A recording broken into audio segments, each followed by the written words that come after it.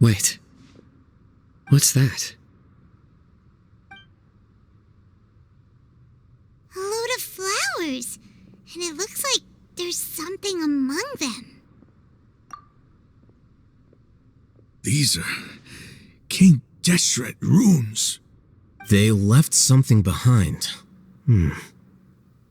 Yes. It's an elegy written in an ancient script. What does it say? Here lies our faithful priest Kasala. His wisdom is a miracle among the people, deserving of high praise and admiration. You can read ancient King Deshret script? Of course.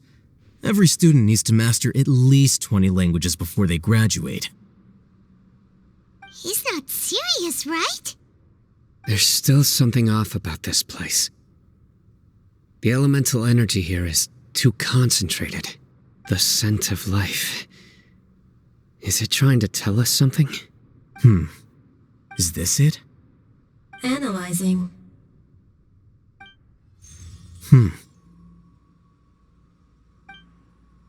There seems to be a hidden message among these skeletal remains. Excellent. There's a device from King Deshret's civilization in this gravesite. I'll transmit the information over and project it for everyone to see. Isn't sharing knowledge against the Academia's rules? Yes. However, under the circumstances, I'd prefer you to see this for yourself. You'll understand after watching it.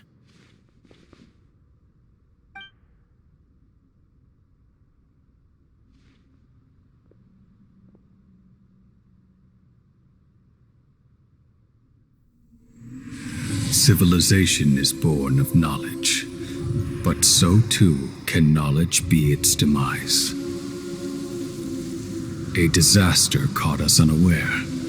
It was knowledge that did not belong to this world. King Deshret brought this forbidden knowledge into our world, and it quickly spread like a plague. People's minds were filled with crazed whispers. Dark gray scales spread across their bodies.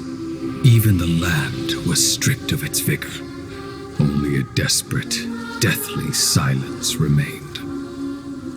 Were it not for greater Lord Rukkhadevata from the forests, the damage would have been irreversible.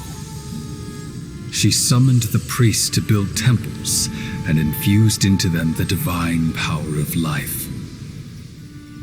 The disaster was miraculously tempered, and the embers of our civilization were preserved in Aru village. Alas, the miracle could not last. As long as forbidden knowledge continued to exist, it would forever blight this world. In the end, the proud king of the desert, my eternal lord, chose to sacrifice himself. I have spent my whole life since guarding one of these many temples. But now, my duty is coming to an end. As I close my eyes for the final time, the sight of that noble deity will appear in my vision once more. In helping King Deshret to eradicate forbidden knowledge, she exhausted her strength, and her form became that of a small child. How strange. Now that I think of her, I no longer have any fear of death, for I sense that the spirit of life will abide with me during my eternal sleep. Children of the desert, cling no longer to past grievances, but hold tight to the memory of this act of benevolence. What was that? The priest's memories. No, impossible. Greater Lord Rukkhadevata. But this doesn't make any sense. The Dendro Archon's followers, they're clearly... Was that the former Dendro Archon? She became so tiny in the end.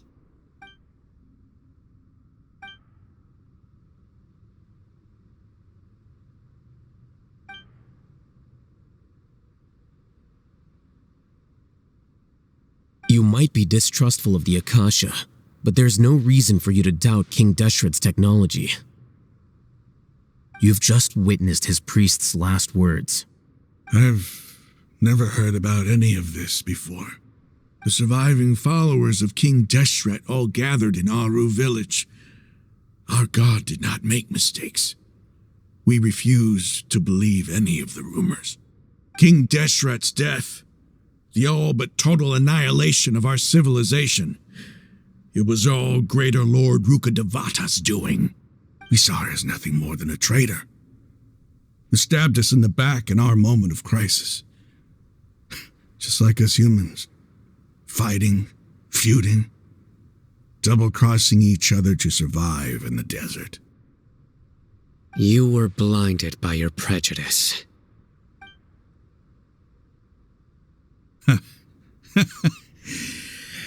If I hadn't seen this for myself, if I hadn't witnessed his last words with my own eyes, ears, and heart, how could I ever begin to accept this? The truth is so far from what I've always known.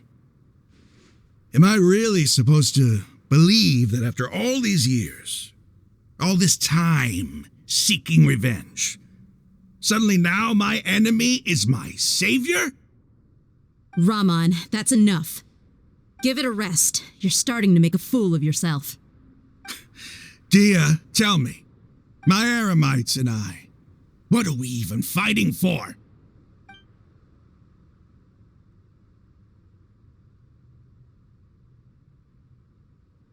Hey, how you doing? I'll live. Thanks. I should probably go. Can't just stay here forever. What's your next move gonna be? Oh, I know what you're going to ask. I feel deeply ashamed of everything I've done. You'll get everything you're asking for. But please, give me some time. After everything that's happened here today, somehow I need to explain it to the others. It's not gonna be easy.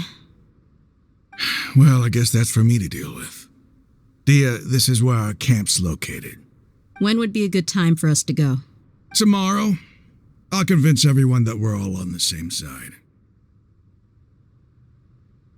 And I'll return every last one of your your village keepers. We'll share our other resources with you too. You seem to finally understand that our true enemy is the sages. Yes, the gods never gave up on anyone. It's the people responsible for all this that need to face the consequences of their actions. That must have been rough, but he seems to have figured things out now. Raman's no fool. Being the leader of your own faction in the desert is no easy feat. It's too bad he was held back by his belief in King Deshret, but now that that's changed, I guess we have a few more people on our side. The outcome, at least, is favorable. We should get going too. Let's head back, have a proper meal, and a nice, long sleep. We'll need all our energy tomorrow.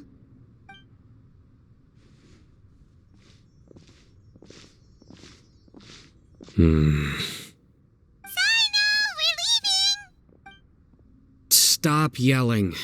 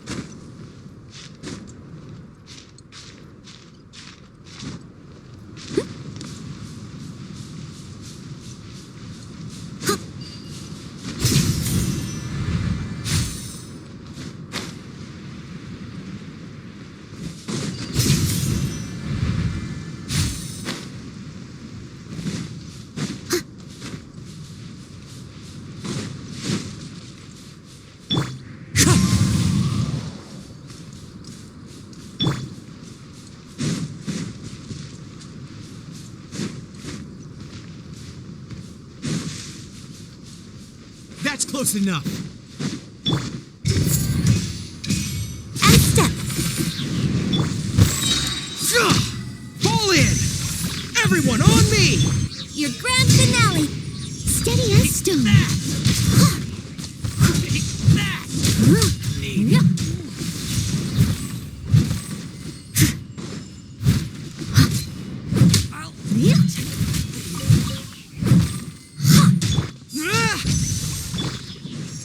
Wind Strider! Leave it all to me.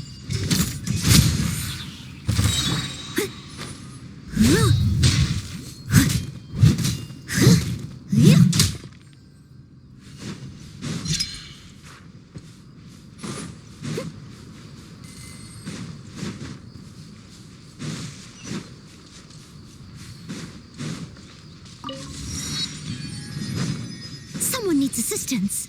I'll catch up.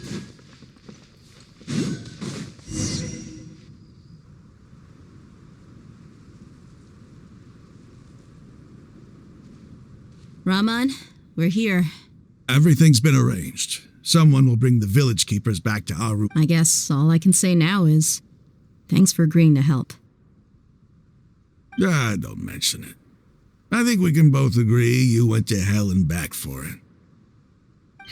But we share a common cause now.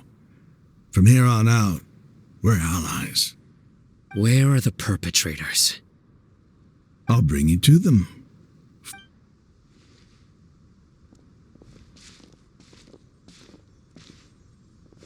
So these are the people who kidnapped the village keepers. Oh no, it's the scribe! There's no need to yell.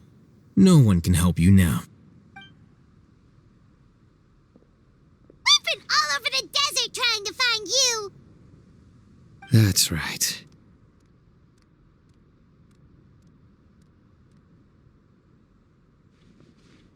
General Mahamatra?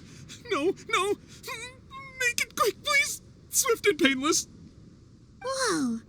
The moment they set eyes on Sino, they turned pale like they've seen a ghost. You should have known that I would be coming for you. Wait, we were just following orders. You know what I'm talking about, right? There's no way. No, not Sino. He's gonna tear us limb from limb. I could do worse. Please have mercy. Start talking. Otherwise, I'll have to resort to other methods. So, your superiors have kept you quite busy recently. Why? They, wanted to extract canned knowledge. Don't play dumb. You know what I'm really asking. They extract divine canned knowledge. Then what? I really don't know how to explain it. Well, you better start talking or you'll be sorry. You don't want to make things any more difficult for yourself, do ya? Be my guest. Huh? Uh-huh. That sure didn't sound like a fancy metaphor or anything. How did you know? There's no use hiding it now. Yes, you're right. The Academia is working on an important and potentially world-changing project. They are creating a new god, a god that will belong to them and to the people of Sumeru.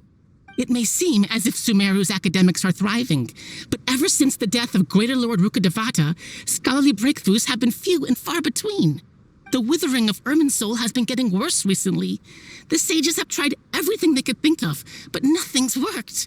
I'm always hearing them say things like, if only Greater Lord Rukkhadevata was still with us. Continue. And then, someone from the Fatui showed up. They called him the Doctor. He brought a gnosis and said he wanted to borrow the Academia's research facilities. The Doctor was previously expelled from the Academia. At first, the sages looked down at him in disdain. But when he said those words, everyone's expression changed. He asked them, "Do you wish to create a god?" This is what the arrogant ignorance at the extreme end of academia looks like. First, The Academia spent a long time constructing a divine vessel, which was based on an exquisite humanoid puppet. After that, they harvested dreams via the Sebzerus Festival Samsara, maximizing the Akasha's output. With the doctor's help, and the Akasha now functioning at maximum efficiency, they were able to use it. Next, they decided that their new god needed to possess divine wisdom. For that to happen, they needed a huge quantity of divine canned knowledge. It adds up. But how do you determine whether the knowledge extracted is of divine origin? Call it an educated guess? The Academia has been trying to figure out the exact source of the scholar's madness for centuries, but to no avail. Nobody can explain the cause of this phenomenon. Surely you can see what that implies, Scribe Al-Haytham. If it's knowledge no mortal can comprehend, then it must be something only gods are able to decipher.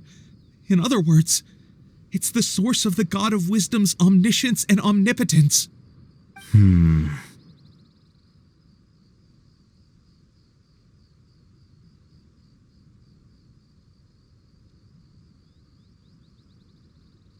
You must have noticed by now. The Academia doesn't care about who their god is. It's the ability to exercise control over knowledge and wisdom that matters. It is as if they are cursed with a desire for omniscience and omnipotence that burns in their blood. Some organisms demonstrate phototaxis, and thus orient their entire lives in respect to sources of light. For the sages, their only source of hope is the existence of a deity who embodies the acme of wisdom. This is but a form of phototaxis. For many scholars, the absence of a god of wisdom means stumbling in the darkness for the duration of their lives. Then what does Lesser Lord Kusanali mean to you? Is she not a true god present in this world? If you already have a new god... From the beginning, the Academia has never treated her as a god. When the Academia first discovered Lesser Lord Kusanali, the newborn god of wisdom, the sages hoped that she would be as wise as Greater Lord Rukkhadevata. But upon evaluation, they found that at the time she possessed no more intelligence than any ordinary human child. The sages never had a ruder awakening. This forced them to accept that Greater Lord Rukkhadevata had indeed passed away. Not to mention that Lesser Lord Kusanali's gnosis had been used to power the Akasha this entire time. By herself, she has neither an Archon's raw power nor the spectacular insight expected of a god of wisdom. Slowly but surely, people began to forget about her existence. So, this is the path the sages have chosen.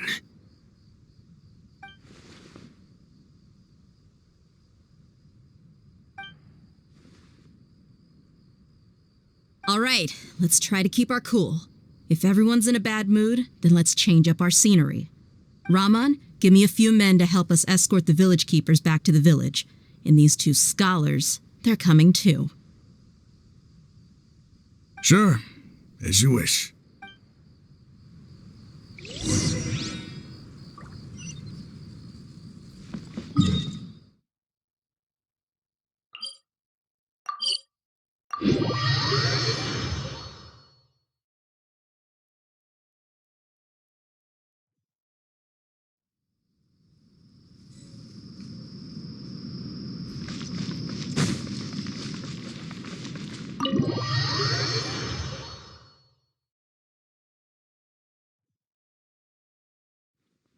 The village keepers you found have all been returned to their homes, and each one has a dedicated caregiver to look after them.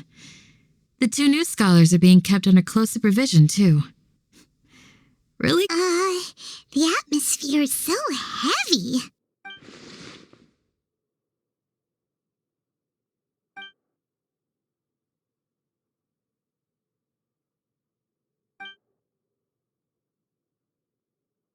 Hey! Say something! Stop spacing out! Come on, is there nothing left to talk about? In that case, let's all get some water and try to think about something else. Or I can go fetch some snacks. Oh, Paimon's so coming with you. Do you have any plans, traveler? Gods above, you're not talking about work, are you? So you were still withholding some information?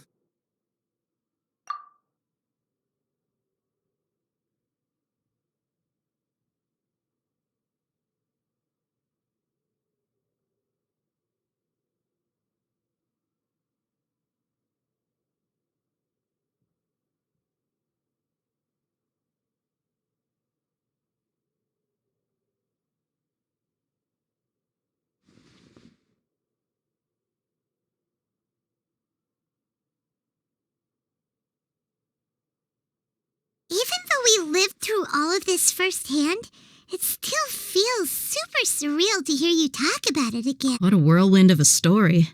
I felt like I was holding my breath the whole time. It seems like there will be more issues to face in the days ahead than I had anticipated. Still, now's a good time to make our next move. Now that Ramon's joined us, we'll be an even stronger team. It's time to make a plan. Indeed. These events are a flagrant transgression of the rules in every sense. We cannot allow it to continue. So, everyone, are we on the same page? Crush the sages and rescue our god. That is our ultimate goal. Well, let's brainstorm a little more about what other resources we can draw on. The next time we gather here, we must have a solid plan. Yep, it'll work out for sure.